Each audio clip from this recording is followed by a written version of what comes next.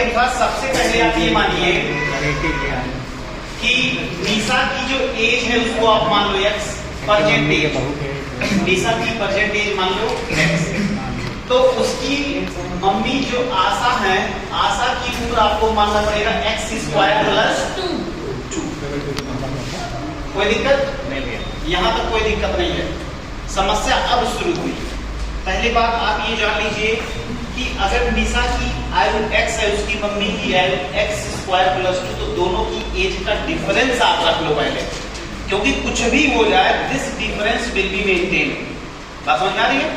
कभी भी जैसे मान लो हम फ्यूचर की बात करें तो फ्यूचर में भी ये एज का डिफरेंस शुड बी इक्वल। समझ में आ रही है ना बात? तो इनका जो डिफरेंस होगा बच्चे, ये बताओ डिफरेंस, इनका जो डिफरेंस होगा वो कितना होगा? x² + 2 - x। बोलो हाँ या ना? ये बात कितनों को नहीं समझ में आई, ये बताओ। ये बात किसको नहीं समझ में आई? बोलो। समझ में कुछ है ही नहीं? क्लियर? अब देखो आगे।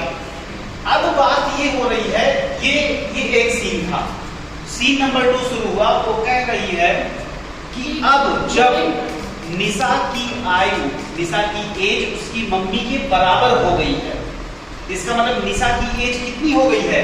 x² + 2। तो उसकी एज, निशा की एज, प्रेजेंट एज की 10 टाइम्स से एक कम है। बोलो हाँ ना?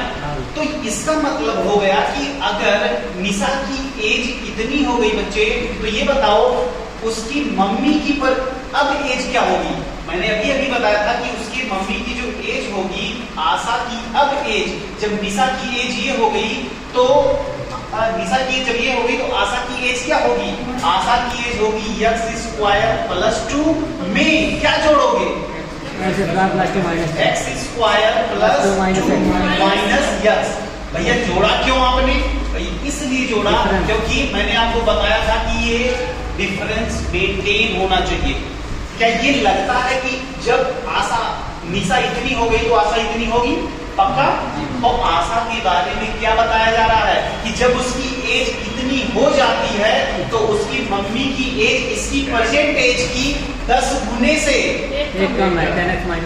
10 गुने से एक कम है। इसका मतलब उसकी मम्मी की एज क्या है? ये है। और उसकी मम्मी की एज क्या है? ये है। ये दोनों एज क्या है? बराबर। समझ में आ गई? इसका मतलब बस केवल यही पार्ट हम लोग अगर हल कर पा जाए, x² + 2 + x² + 2 - x = 10x - 1, हमारा आंसर आ जाएगा। क्या ये बात समझ में आई है? पक्का? चलिए x² अब सुनो, +4 करने से पहले क्या करो? 10x को इधर खींच लाओ, तो यहाँ पे माइनस हुआ तो -11x। किसी कोई दिक्कत? सारे बच्चे कोई दिक्कत? भाई 10x को इधर माइनस मतलब -11, और यहाँ पे 2 2 4 और 1 5 = 0। इसमें किसी को दिक्कत? चलो ठीक है।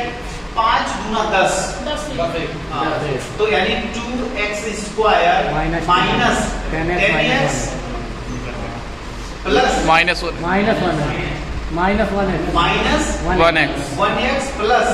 5 = 0। क्या एकदम सही है? पक्का? चलो यहाँ से 2x कॉमन ले लें तो यहाँ पे x - 5, और यहाँ से -1 कॉमन ले लें क्या? तो यहाँ पे x - 5। किसी बच्चे को कोई दिक्कत? = 0 लेकर चला करो साथ में। चलो आ जाओ, यहाँ से पकड़ लेते हैं। क्या हो जाएगा? 2x - 1 और x - 5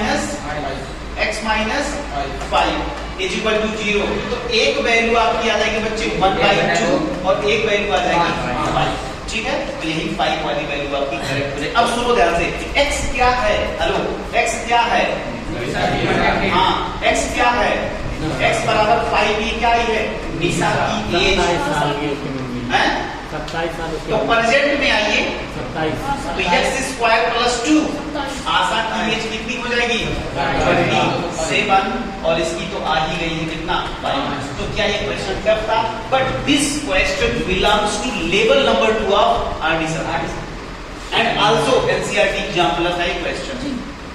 तो लेवल 2 में रखने का केवल एक मतलब था इसका, मुझे जो लगता है कि ये बात ये डिफरेंस ये बात केवल यही बात थी। और ये सॉल्यूशन भी पड़ा हुआ, सारे बच्चे देखने के बाद भी कंफ्यूज हो जाते हैं, इसलिए क्योंकि ये नहीं समझ पा रहा ये क्या हो रहा है।